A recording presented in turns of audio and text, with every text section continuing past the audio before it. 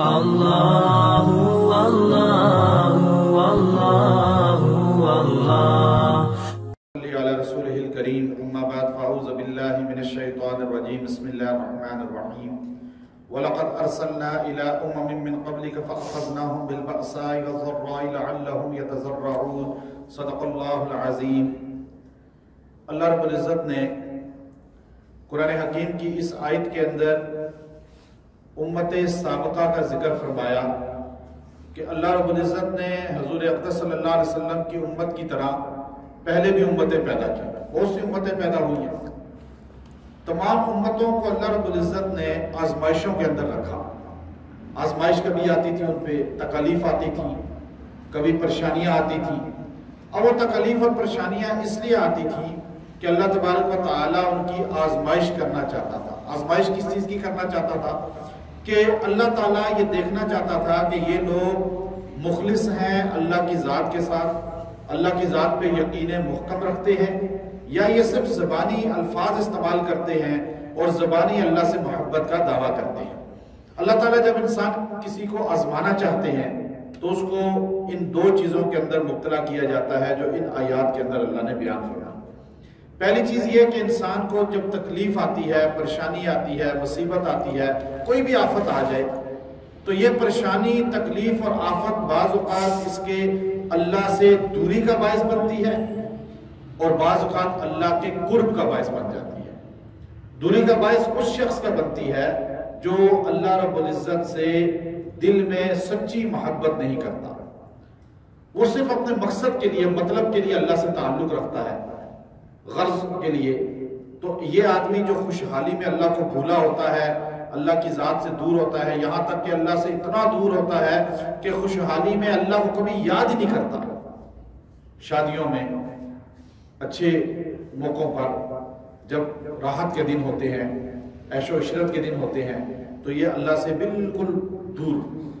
تو جب اس پہ آزمائش آتی ہے، پھر جب اس پہ بیماری آتی ہے، جب اس پہ کوئی آفت آتی ہے، تو پھر یہ کوسنا شروع کر دیتا ہے، یہ کیا ہوا، یہ میرے ساتھ کیا ہو گیا، کیا میں ہی ملا تھا؟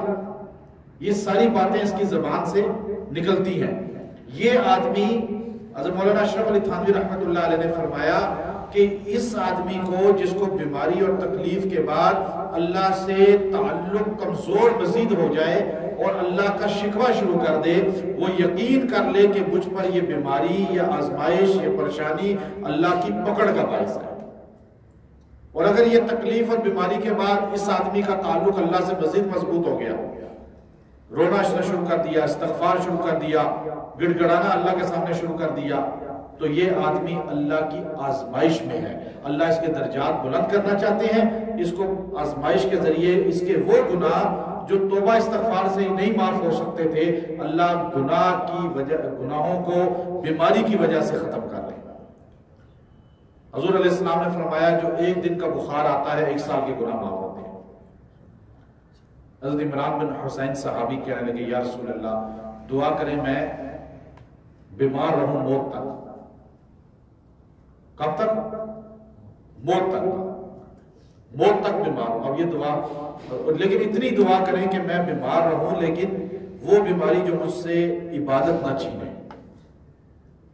یہاں بیمار ہوتا ہے بندہ، سب سے پہلے کہتا ہے نماز کی کیا ضرورت ہے، نماز نہ پڑھو، بیمار ہو، روزہ سب سے پہلے چھوڑو، دین کا ہر کام چھوڑ دیتا ہے۔ یہ نہیں، عمران بن حسین وہ صحابی ہیں، آپ صلی اللہ علیہ وسلم نے دعا کی اور وہ موت تک بیماری میں رہے، لیکن ٹمپریچر اتنا ہوتا تھا کہ بس بخار ہوتا تھا، جسم میں لگتا تھا لیکن عبادت نہیں چھوڑتے تھے۔ جب کسی نے غسل دیا تدفین کے لیے تو آپ کے جسم کے پیچھے کمر پہ اتنا بڑا پھوڑا تھا، وہ غسل دینے والوں نے دیکھا تو حیران ہو گئے کہ کبھی زندگی میں انہوں نے بتایا ہی نہیں کہ اتنا بڑا پھوڑا نکلا ہوا کمر پہ۔ کہتے تھے اللہ کے غیر کو کیوں بتاؤ، یقین اتنا مضبوط ہو گیا تھا۔ یہ گناہوں کا کفارہ ہے، اس کو اللہ نے یہاں بیان فرمایا، وَلَقَدْ أَرْسَلْنَا إِلَىٰ أُمَمٍ مِّن قَبْلِكَ، بے شک ہم نے بھیجا آپ کی طرف پہلے بھی بہت سی امتیں، فَأَخَذْنَاهُمْ بِالْبَأْسَاءِ، پھر جب ہم نے ان کو پکڑا ان کی گناہوں پہ یا کسی بھی اس پر، وَالضَّرَّاءِ، تکلیف جب ان کو آئی، کیوں ہم نے ان کو تکلیف میں پکڑا، لعلہم یتضرعون، شاید یہ رجوع کرنے والے بن جائیں، رونے والے بن جائیں، اللہ کے سامنے گڑ گڑانے والے بن جائیں۔ آزمائش اور بیماری کا مقصود یہ ہوتا ہے کہ انسان اللہ سے تعلق مضبوط کر لے، روئے آہوزاری کرے، جیسے بچہ روتا ہے تکلیف منوا لیتا ہے اپنی چیز، تو اللہ سے انسان بنائے، منوائے۔ فلولا اذ جاءہم بأسنا، جب آیا ان کے اوپر آزمائش مصیبت، تضرعوا، پھر کیوں نہیں روتے، کیوں نہیں اللہ کے سامنے گڑ گڑاتے؟ ولیکن قست قلوبہم، لیکن ان میں سے بعض ایسے ہیں جب تکلیف آتی ہے، بیماری آتی ہے، پریشانی آتی ہے، تو ہونا یہ چاہیے دل نرم ہو جائے انسان کا، ذرا تکلیف آئے تو دل نرم ہو جاتا ہے، لیکن ان کا دل نرم نہیں ہوتا بلکہ مزید قست قلوبہم، دل اور سخت ہو جاتا ہے ان کا، مزید سختی آ گئی دل کے اندر۔